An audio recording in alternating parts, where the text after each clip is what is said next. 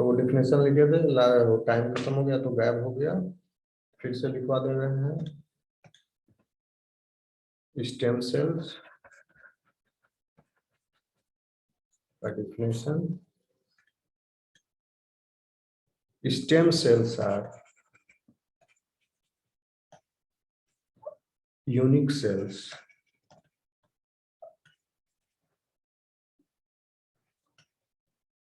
present in the body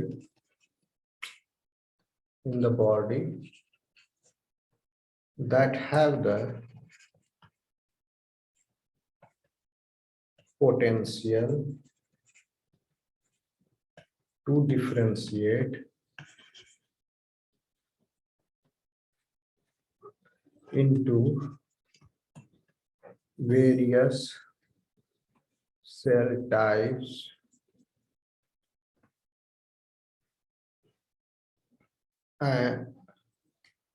or divide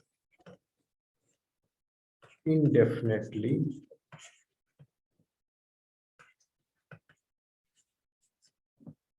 to produce other stem cells.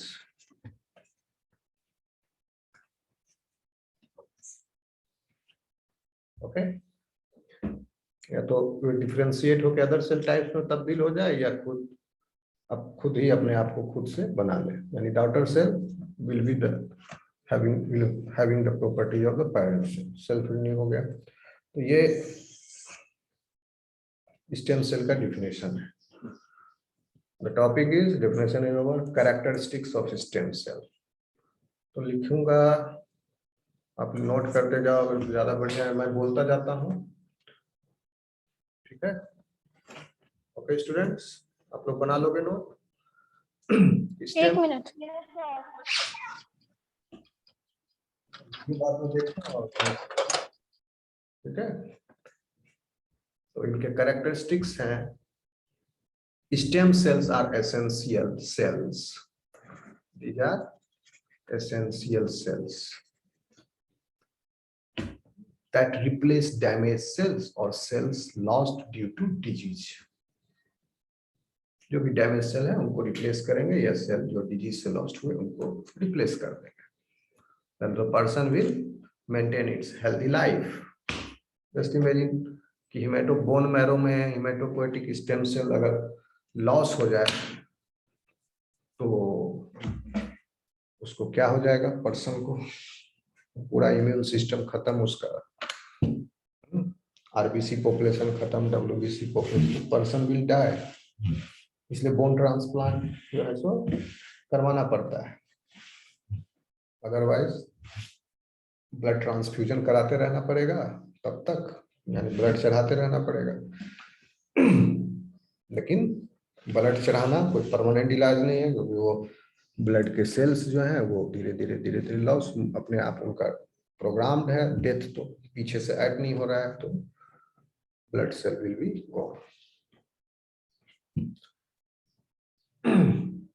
Number 2, these cells are the earliest cells of the cell lineages in all tissues and are found in both embryonic and adult organisms. Okay. The next point is, these cells provide a continuous supply of new cells that make up the tissues and organs of animals and plants. Plants लिख भी सकते हो, नहीं भी लिख सकते हो, उसमें भी स्टेम सेल्स ही होते हैं। Stem cells, the next one is, fourth point लिखोगे कि stem cells have stem cells have been of great interest as a therapeutic method. ये इस यूनिट में फोर्थ पॉइंट में हम लोग पढ़ेंगे, जिसको therapeutic stem cell research, okay, therapeutics में यूज कर सकते हैं, यानी इलाज की पद्धतियों में इसका उपयोग किया जा सकता है for various diseases and conditions. Okay, जैसे किसी को डायबिटीज हो गया, उसका भी इलाज किया जा सकता है इससे। बहुत सारे डिजीज, लगभग सभी डिजीज, सारे तरह के मेटाबॉलिक डिसऑर्डर का इलाज किया जा सकता है इनसे।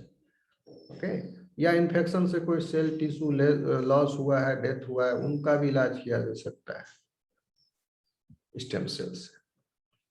ओके, लेकिन कहोगे HIV का इलाज कर सकते हैं स्टेम सेल से? नो, क्योंकि HIV में टी सेल पॉपुलेशन गया, लॉस हो गया, और टी सेल मैच्योर हुआ था थाइमस में। अकेले बोन मैरो में टी सेल थोड़े ही कंप्लीट हुआ था इसका डेवलपमेंट और maturation and then later on activation. ये अपने मैच्योरेशन के लिए थाइमस में गया टी सेल। अब तो थाइमस गायब हो गया after 13 years, there is no thymus. So even if you produce these T precursor T cells by using taking the help of embryonic stem cells, when the thymus is not present in your body, the T cell population cannot be restored. So आप कह सकते हैं, लेकिन फिर भी कुछ ये अपवाद हैं, लेकिन ज्यादातर बहुत सारा तरह का इसमें थेरेपेटिक्स में इलाज संभव है इससे। तो 5वां पॉइंट लिखोगे कि stem sales in the embryonic organism are present in the inner cell mass of the blastocyte, which then differentiates into all other cells of the body. This you know already. लेकिन adult के अंदर stem cells, छठा point में लिखोगे stem cells in adults. 5वां में था stem cells इन embryonic organism, और इसमें लिखो stem cells in adults are localized to specific areas within the body, like in the bone marrow and the gonads or skin, okay, or lung or gut। बहुत जगह आपके body में stem cells हैं। हाँ, potency उनकी अलग अलग है, but they are stem cells. फिर 7वां में लिखोगे कैरेक्टरिस्टिक, जो सबसे इंपॉर्टेंट कैरेक्टरिस्टिक है ये सर, जो अभी आपको प्रॉपर्टीज बताए पहले, तो क्या self renewal capacity and potency, ये है इनके प्रॉपर्टीज। तो उसको भी मेंशन करोगे। 7वां सेल्फ रिन्यूअल, 8वां पोटेंसी, और फिर लिखोगे 9th पॉइंट में stem cell of all origins are capable of dividing and renewing themselves। तो 9 पॉइंट ही बेसिकली 7 पॉइंट हो गया आपका, कि stem cells of all origins are capable of dividing and renewing themselves for long period of time, and these cells undergo a period of cell proliferation while preserving the undifferentiated state। ठीक, 9th में लिख देना कि all stem cells are unspecialized or undifferentiated. These are present as a mass of cells that differentiate later during their period of division। 10th point में डाल देना another essential property of stem cell is their ability to differentiate into specialized cells that together make up different tissue types, and these cells can be either pluripotent or multipotent। okay, so in 10 point में stem cells के characteristics और properties आ गई। That's all। So your 5.1 is over now। Any question, students?